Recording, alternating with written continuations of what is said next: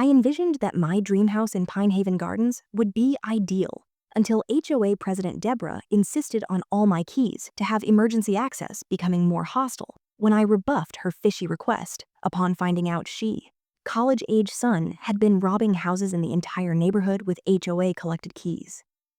What would you do if you were me? Keys jingled in my hand as I stood on the porch of my new Tudor-style home in Pine Haven Gardens. After 15 years of saving every penny for my locks business, I'd finally done it, purchased my dream house with the perfect security system. I designed myself the brass knocker shone in the sunlight as I opened the door for the first time.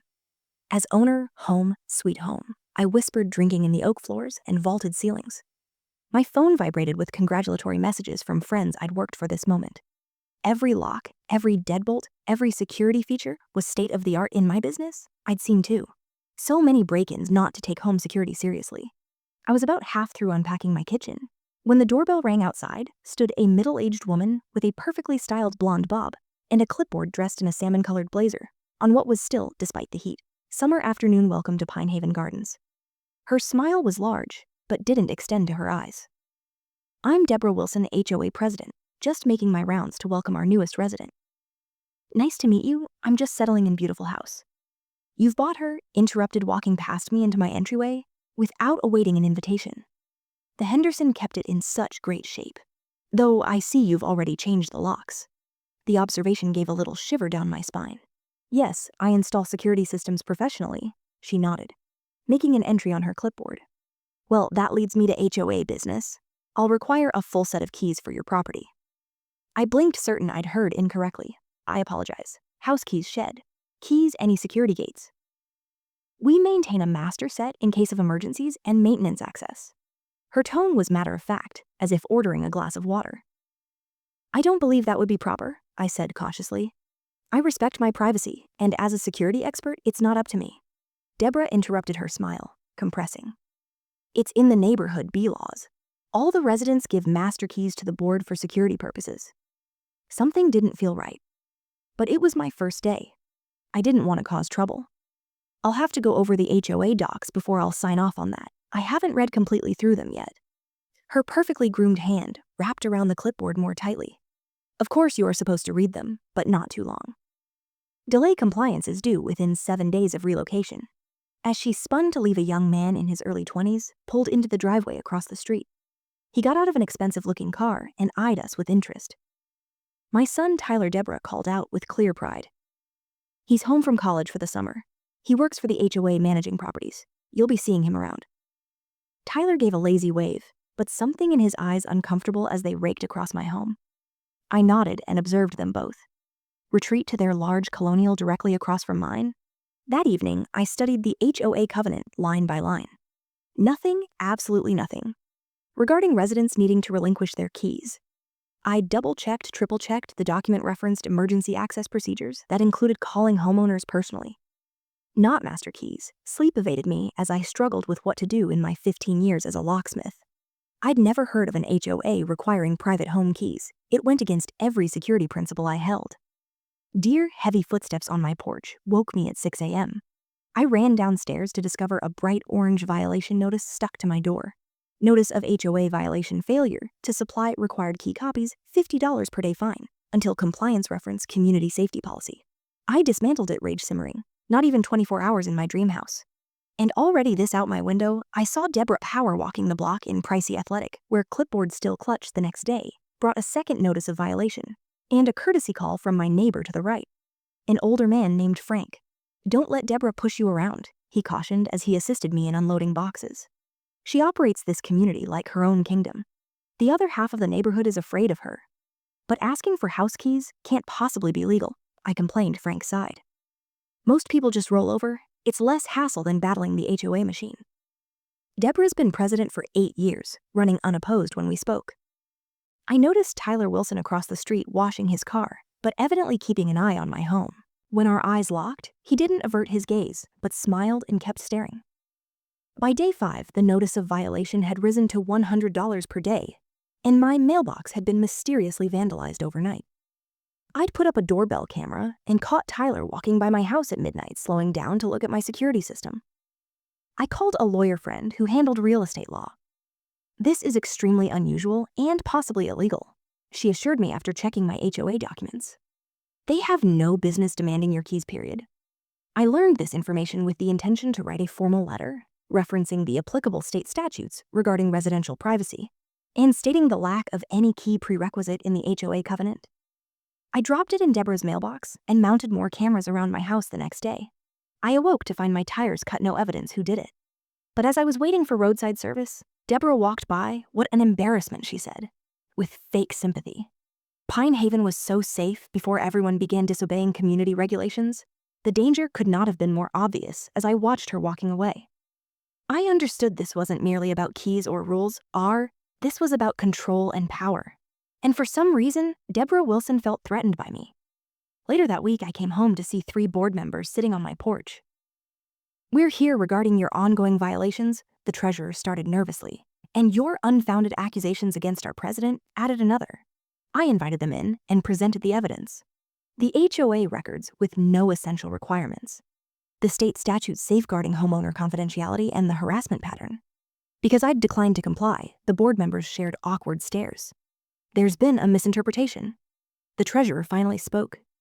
"The essential policy is conventional, not so much in writing, but everybody obeys." Why asked, why would anybody surrender keys to their personal house? Nobody answered, but their unease spoke volumes as they departed. My elderly neighbor, Grace, from across the CAC came slowly with her little dog. "Be careful," she whispered, faking. To talk about gardening last year, the Millers would not relinquish their keys. 2 weeks later, they experienced a bizarre. Break-in nothing was taken, but they relinquished their keys afterwards.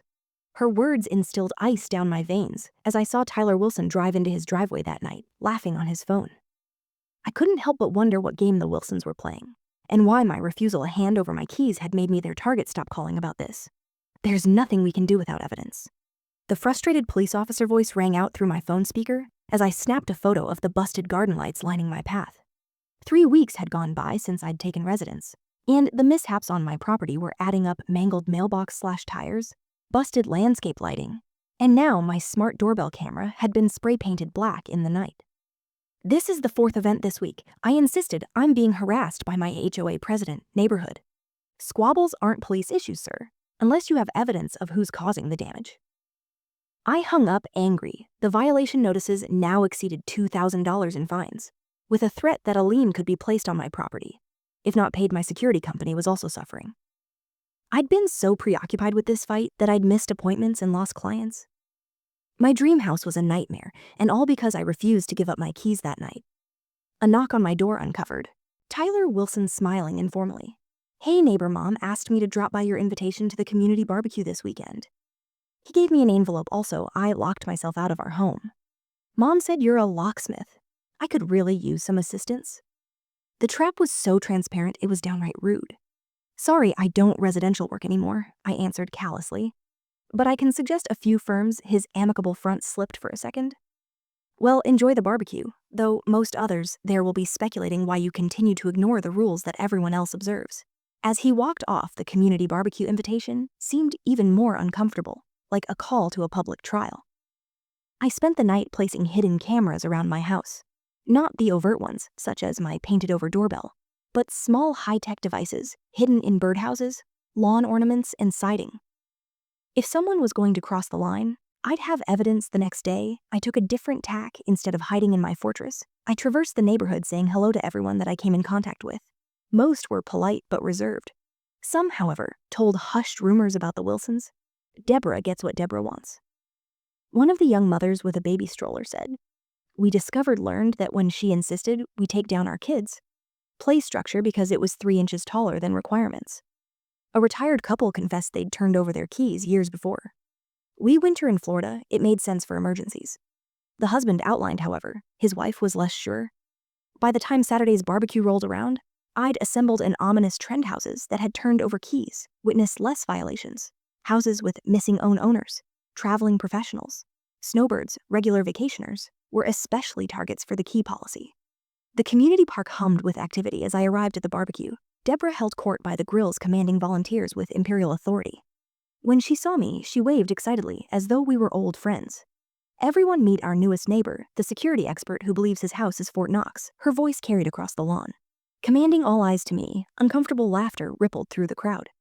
I felt the isolation she was creating, labeling me as difficult, unreasonable.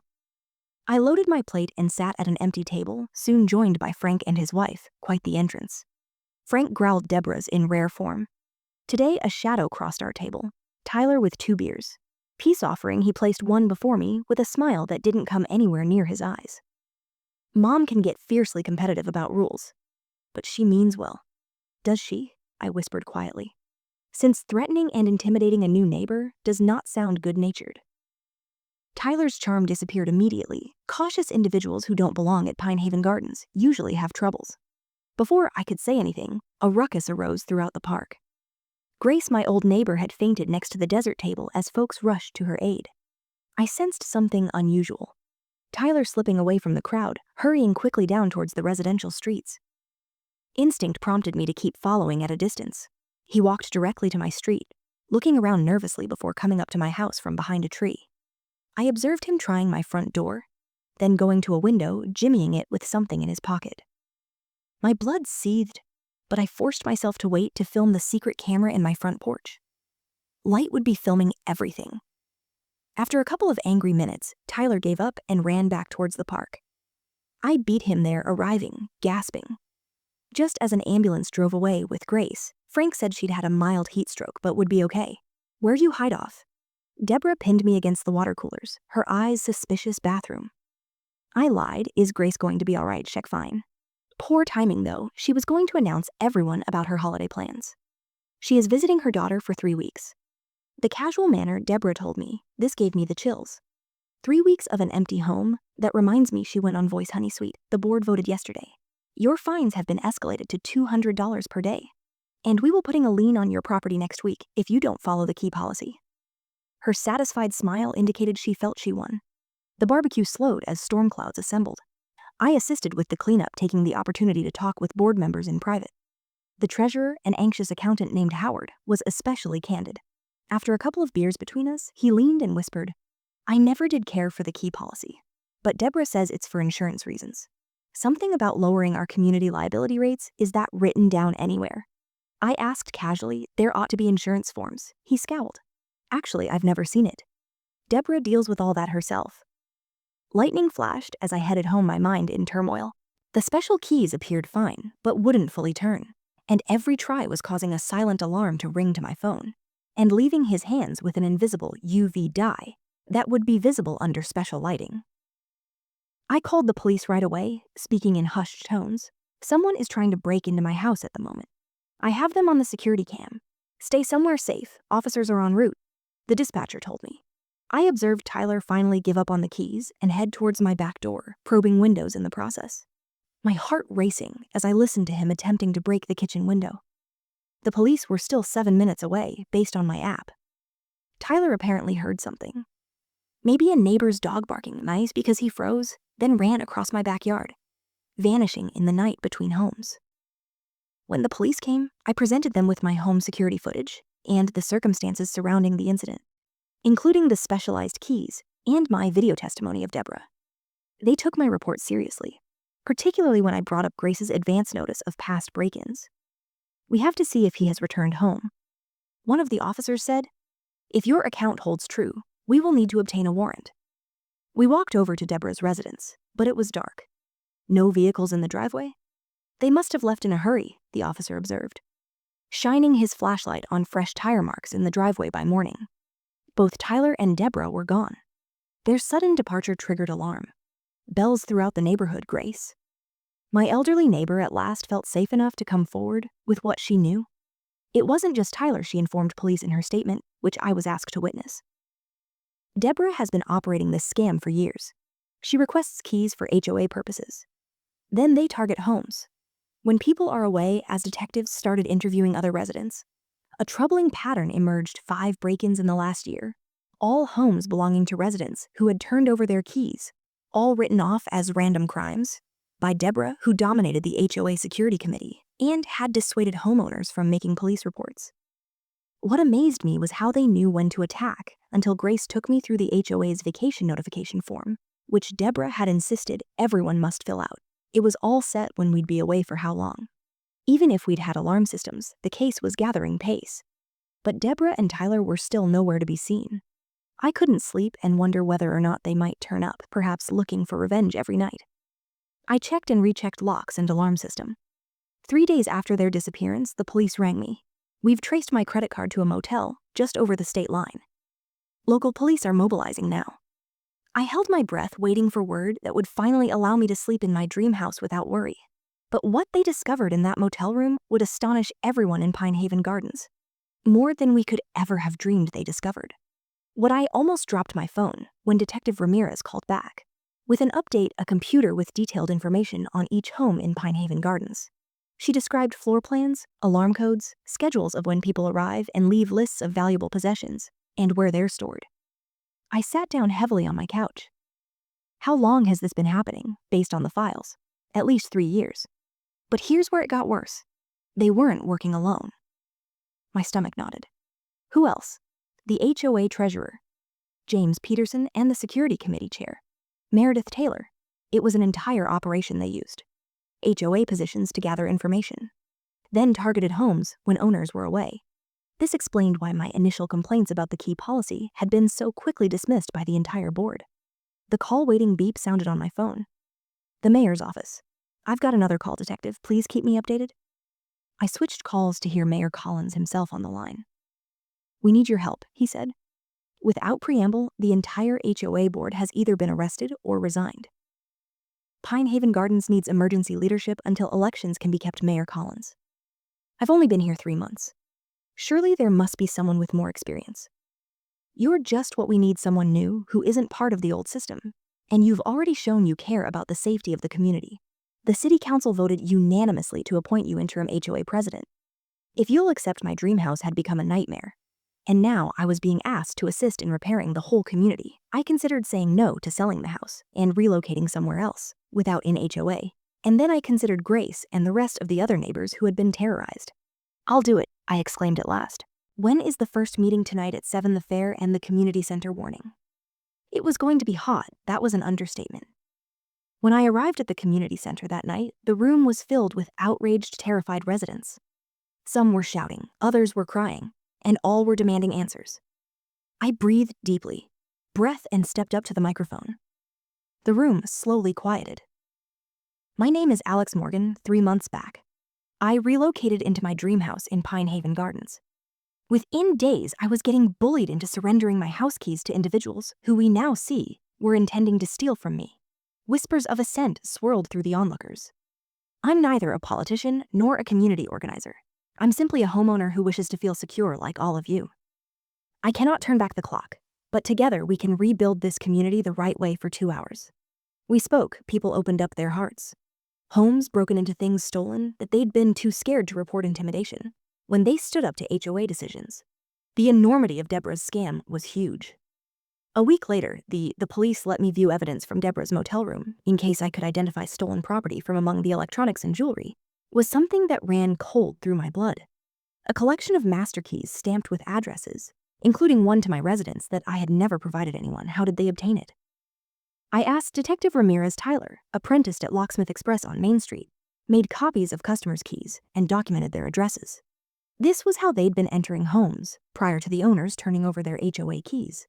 The scam was even more planned than we'd realized. The next month brought Deborah and Tyler's initial hearing. I spent time in the courtroom observing as they were led in handcuffs. Deborah's designer outfit had been usurped by a jail outfit. Her intricately styled hair, now limp and revealing gray roots. When she caught sight of me, her eyes flashed with raw hatred. I met her stare firmly until she glanced away. The incriminating evidence against them was formidable.